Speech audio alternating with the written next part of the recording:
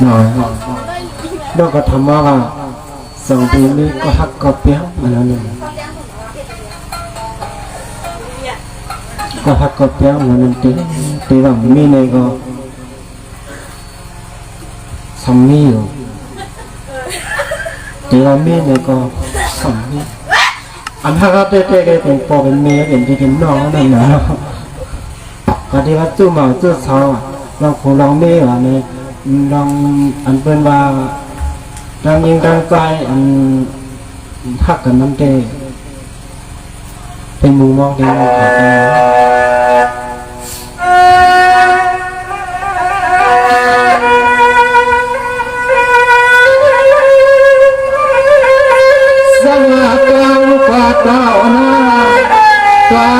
ก็ต้องเอาตัวไปวางหมอโบพยังที่เกลับเลี้ยงช้างน้องก็ฮักก็เปียงก็เลยที่นาหันล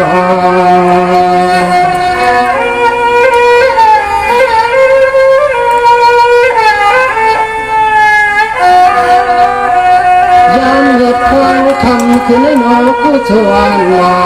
สิ่งที่ช่วยกันเขาที่มาในหันน้องแม่ก็จะมาจมผู้กล้ำคันเกศเองคำเล่าเล่า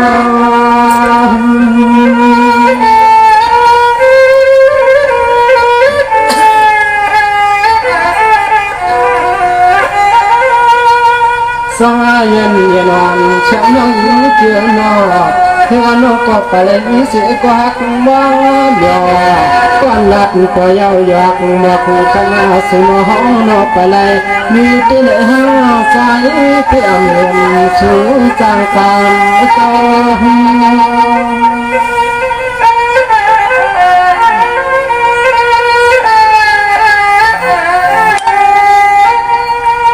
วันหังเดี๋ยวเราจะเสียใจที่อันมันช่างน้องที่หาเดียนเงิน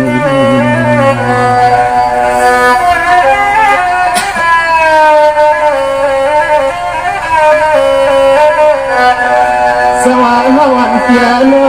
ต้นไม้นั่งดึกก็ยังจางนี้ที่นาโนนาแม่เราอยู่ยังจางนี้เสียนัดมาจังที่ไปเมื่อวันเพียเมื่อเดี๋ยวนี้สู่ตัวมันเงินทางเราดีอะไรจังไหนไปละมีกว่าก็เพียงที่เกิดใจขึ้นกลางลมความน้องมอกลางไฟแดงน้อง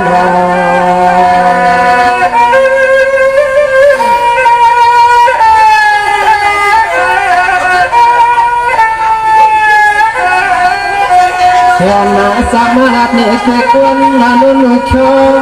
น้องเอ๋ยจึงมาคำน้อยที่หาละหันก็กำหงกองน้องจอยอยากเปลี่ยนใจน้องเลียนใจ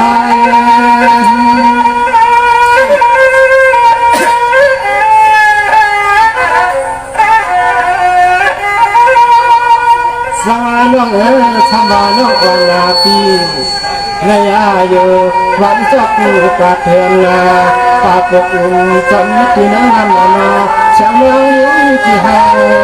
อยากการให้ร้อนนา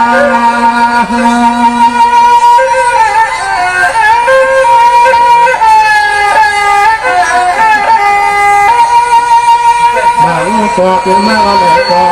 คนผู้ยำเลยเลียดหน้าทองน้อยอ่อนแสงน้องเดียวเลยทำให้ได้นาเสน่ห์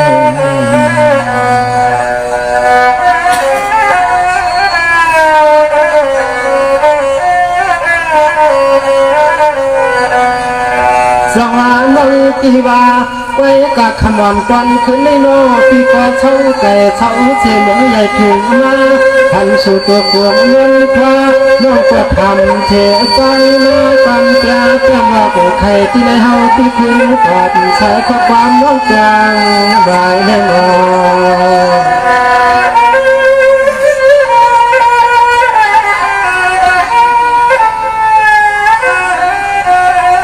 สายที่เฮาก็น้องรักหังก็ฟังอาลาหอมฟังห้อง กันว่าผัวเลยเนี่ยน้อยก็หอมจะซื้อหอมใจควรเจ้าเหนื่อยคันแดงก็ฮักก็เพียงเจ้าดังเจอแต่มีก็เลยใจ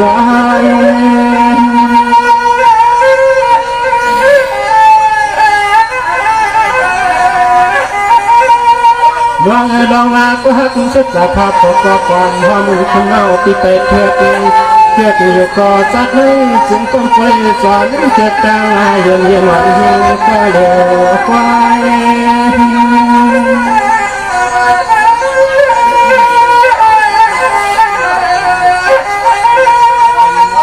น้อ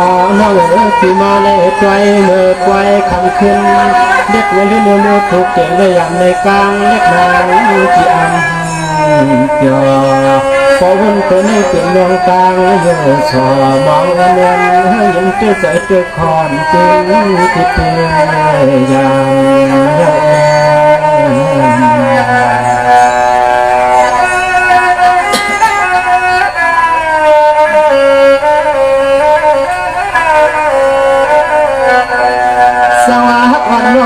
ที่ล้อก็เกิดที่ก่อสำเป็นความเล็ดทิ้งการส่วนโดนวันเจ้าที่ไม่พัดเกี่ยวจังน้องหาเขก็ตัวกับแก่นน้องไปรู้น้องก็กวนน้องที่มาอยากให้ใจที่แล้ววันนี้นางฮักที่เสือขาวในใจที่เขาเปลี่ยนใจกันมันน้องโยนยิงยำเด่นเป็นกันเดียนยังเดียนเท่านั้นน้ำโยน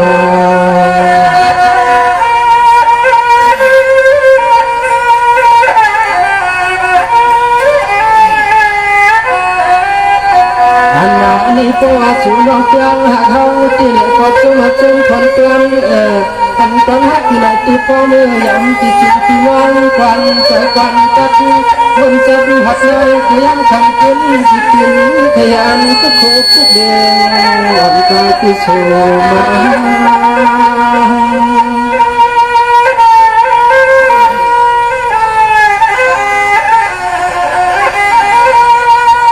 สังวานน้องเจ้าน้องก็สำใจทำเสียที่กินที่เราหัวลงทุ่มฟ้าช่างน้องออกเตียทาง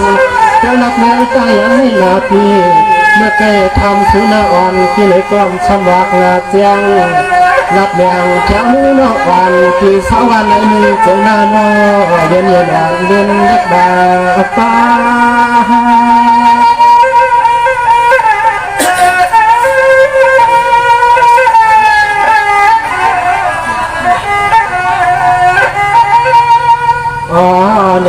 เชื่อลาก็คำร้องเขาชาวเศร้าวันปากกว่านอนเปียโนมาเปียกางเก็บไว้หาเชื่อลาเย็นวันเสนอมาก้าวเลยมาไทยคำไม่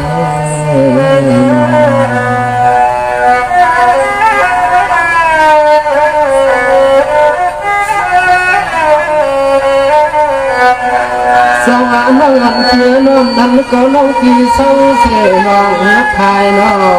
สวรรค์ที่ดีก่อนหูจักต้องนำตั้งหลายเยอะกว่าอันนั้นน้องน้องคุณเขาเปลี่ยนเจ้าตาหน้าดูวัดกันจังหาน้องน้องก่อนเปลี่ยนดอกเปลี่ยนเจ้าตาหน้าควายเก๋ก็ในน้องบอกจำเปลี่ยนที่เขาก็มาอย่าหันน้องเขาให้เขาเปลี่ยนอ้อยละฮะ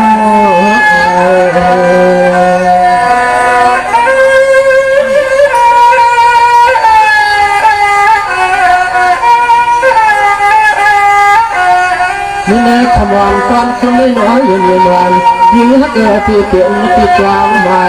สู่เลยเท่านั้นฮักกันดักกันฮักกันมันนาขึ้นที่สัมผัสมาไว้ตาคนน้องเดินที่ในใจก็จะจับตัก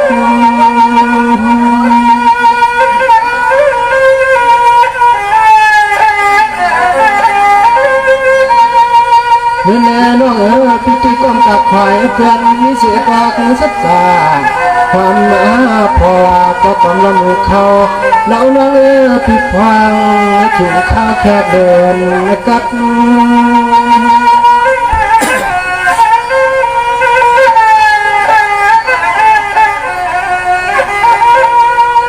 ยิงน้องปีก็หักเตเตเอ็นปีก็ว่าแม่ก็นอหลักนะฮักนาถ้าละนอหลักนะจัดข้อความสื่อยิงน้องหลักนี้ติดสื่อความมันสำหรับตึงต่างสุดเจ้าเฮาปีกว่าขยันก็เป็นอลังก็ทางสัจจานสุดวังสุดจุดปานพร้อมเนื้อเสียตัวสั่งคนที่เขาขอเป็นทุกวันอยากกนทางเต้นว่า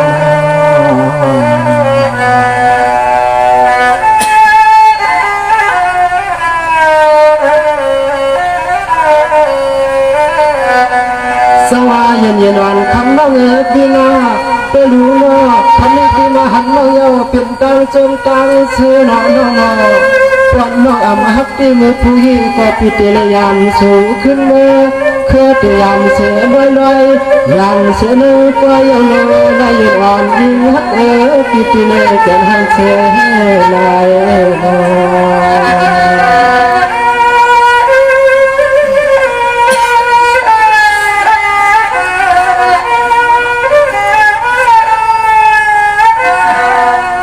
ยิ่งน้อ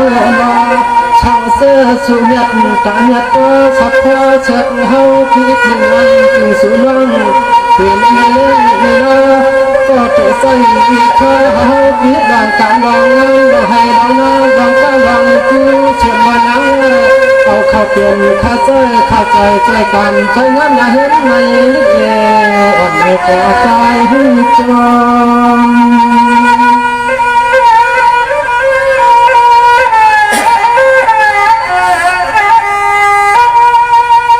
สมาในการอยากในหักกันให้ใหญ่ควรหนึ่งมาวันในก็เขาที่อันเสียในก็เวลาการอยากแต่ในก็เพราะเรื่องเขาอันเยอะจากตาใจที่ตัวมาเขาในเศร้าจากพอลม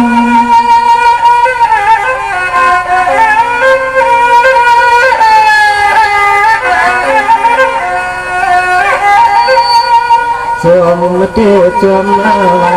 ตัวเมียคุณตาเมียคุณตาสองข้าน้องเตี้ยหักเขาเปลี่ยนลูกเลี้ยงลูกว่าขาใจขาทางหักลองกันแค่อยากใจเปลี่ยนคุณควันความตาย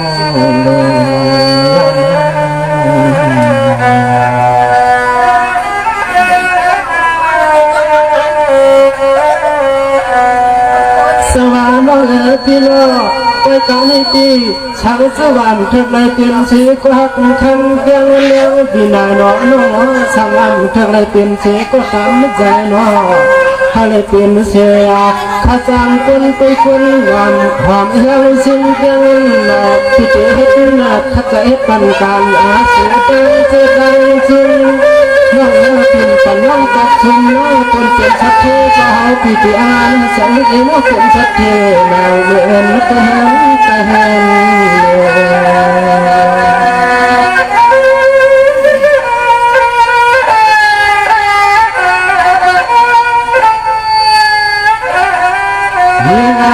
เพียงกลางต้นใจ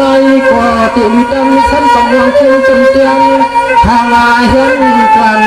เมื่อพี่มีเฮาคือสมหวังเขาไม่กวักจิตที่เหนื่อยไปยังหนักก็หมักเหมือนลูกเด้งลูกเด้อก็นา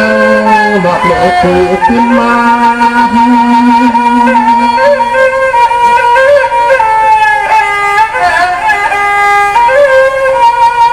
สวาก็ไปหาสู่หาเฮาเลยน้องพี่สังนาเขาเปลี่ยนหน้าแต่อยู่วันนอกหน้าตาช่างต่อเชียงน้องอันพี่ห้องยับเข้มแคบเกิดเพียงเสียงผู้ดีทอมหอมน้องเพียงนอกก็การเงินลูกสิกา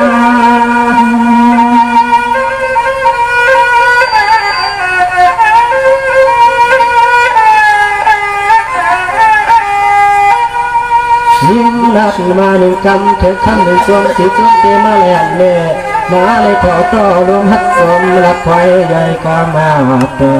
พี่เก่งเปียจะในมาหักไม่จับจนรัดออกจากคำจดขึ้นให้เป็นชาวเตียงมือพิเศษ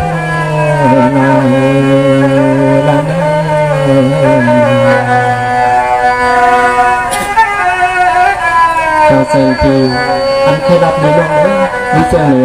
น้องไรอย่างเงี้ย